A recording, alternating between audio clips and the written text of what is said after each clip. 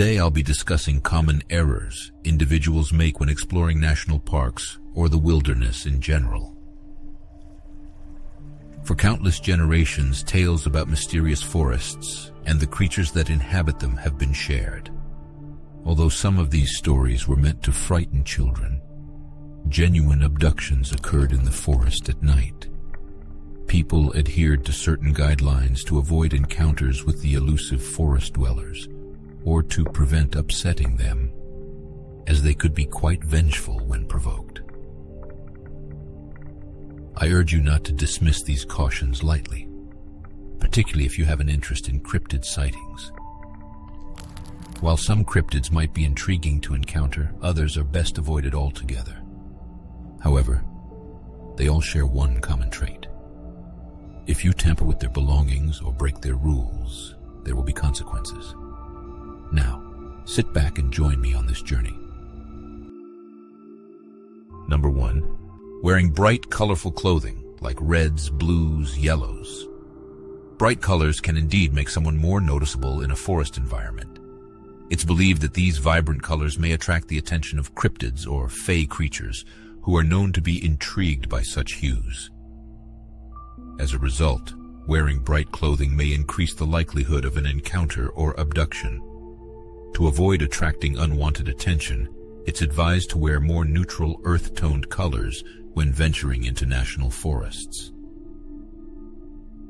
In October 2014, 69-year-old Thomas Messick vanished while hunting with friends in the Lake George Wild Forest in upstate New York. Messick, an experienced outdoorsman and former hunter, was part of a group of 7 friends who had been hunting together for decades. On the day of his disappearance, the group decided to spread out in a line, moving slowly through the forest and keeping each other in sight while trying to drive deer towards a specific area. Messick was last seen wearing bright orange clothing, which is a common color for hunters to wear for increased visibility and safety.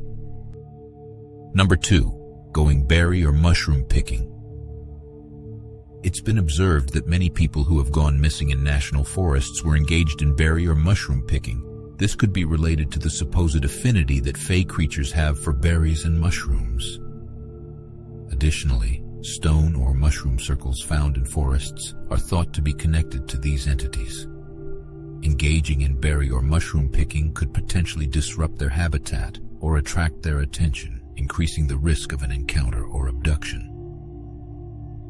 In August 2002, 34-year-old Veronica Nikki McGraw disappeared while picking berries in the Gifford-Pinchot National Forest in Washington state.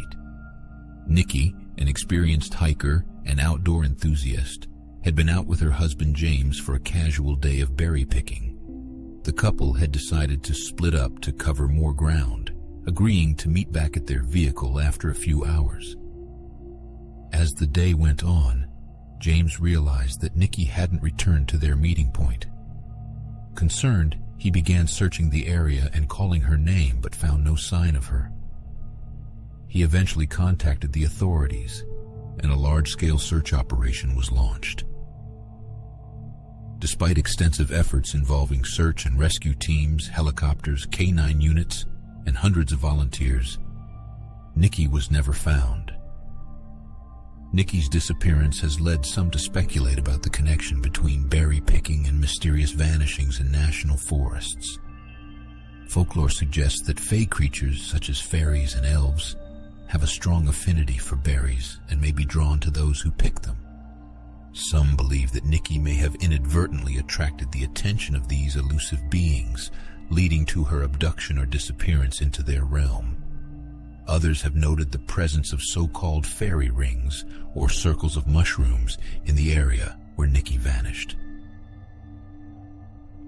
These rings are said to be portals to the Fey world, and it is possible that Nikki unknowingly entered one while picking berries.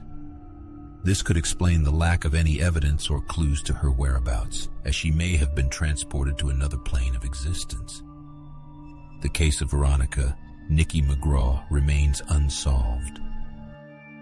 Number 3. Going off alone or getting separated from a group. Venturing into the forest alone or becoming separated from a group can make an individual more vulnerable to cryptid abduction or sudden disappearance. Some cryptids are believed to possess the ability to move quickly and undetected, and may take advantage of a person's isolation.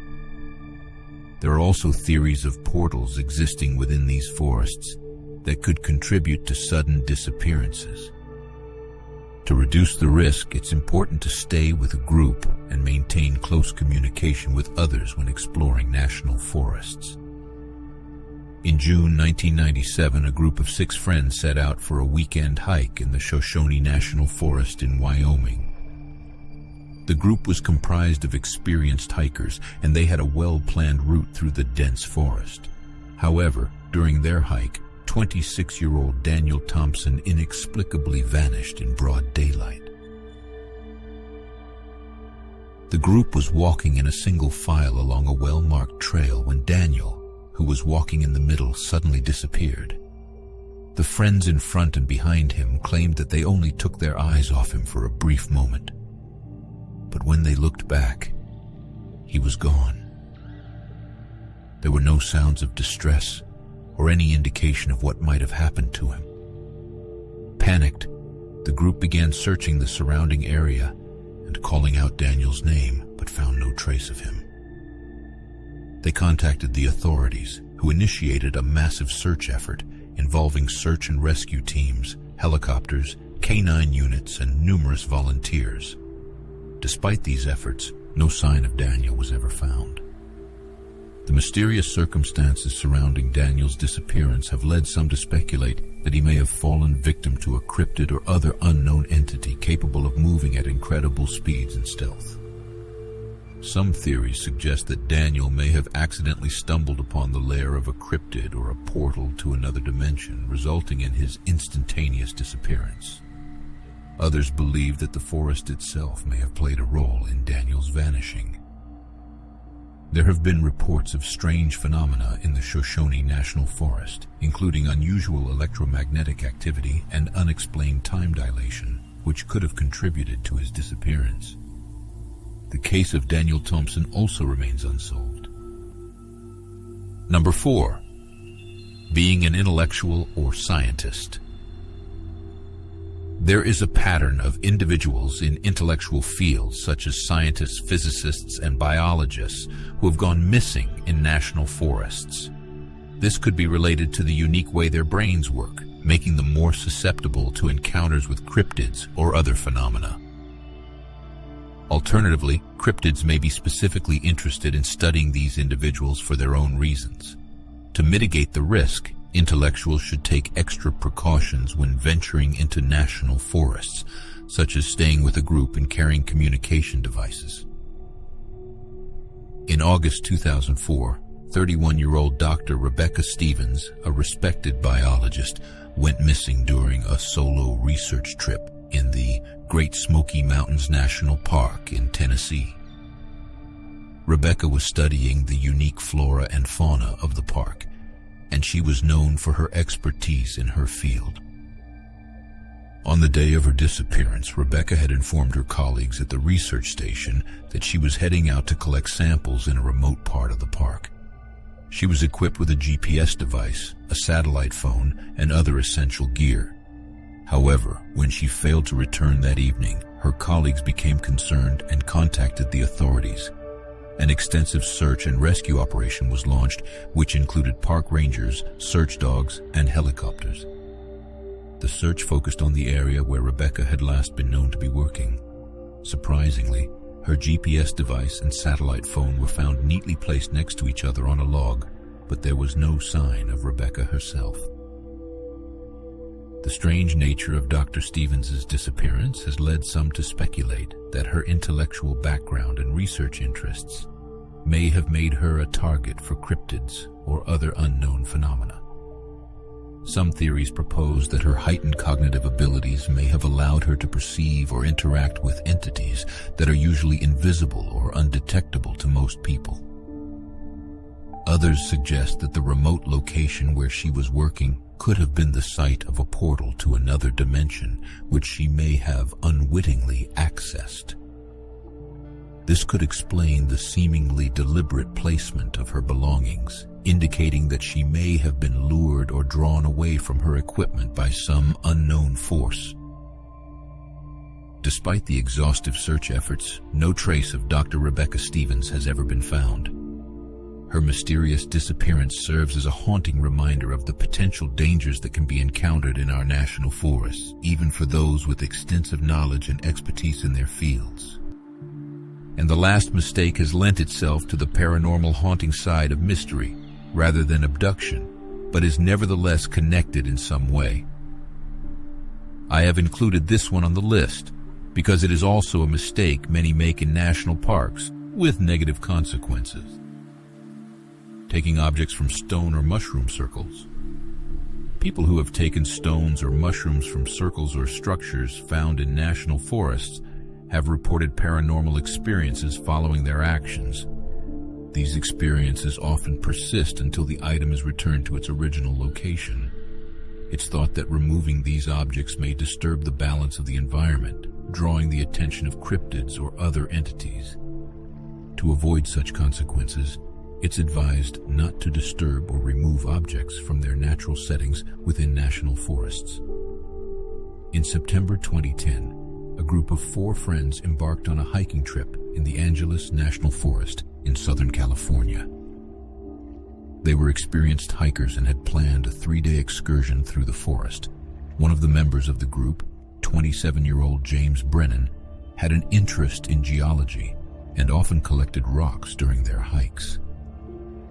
On the 2nd day of their trip, the group came across a peculiar stone circle in a remote area of the forest. James was fascinated by the formation and decided to take one of the stones as a souvenir. His friends cautioned him against doing so, citing local legends about potential curses associated with removing items from such formations. However, James shrugged off their concerns and they continued their hike. That night, while the group was camping, they noticed strange noises and flickering lights in the surrounding woods. The atmosphere became increasingly eerie, and they decided to cut their trip short and return to civilization the following day. As they hiked back, they realized that James was no longer with the group. They retraced their steps, calling out his name, but there was no sign of him. A search and rescue operation was launched, involving local authorities, volunteers, and search dogs. Despite their efforts, James was never found. The other members of the group were convinced that his disappearance was somehow linked to his decision to take the stone from the circle. Some believe that James may have been targeted by paranormal forces or cryptids as a result of his actions. Others speculate that the stone circle may have acted as a portal to another dimension or realm, and that James had unknowingly triggered it by taking one of the stones. That's it for now. Remember to avoid making these mistakes, particularly when you're alone in the wilderness at night. While many people may never experience anything unusual in such situations, there are plenty who have. Keep in mind that these guidelines and behaviors for navigating the forest are not merely novel concepts or amusing ways to view nature's enigmas. They are valuable lessons passed down with the genuine purpose of preventing harm. I hope you've gained some insights from today's list, and I'll see you all again soon.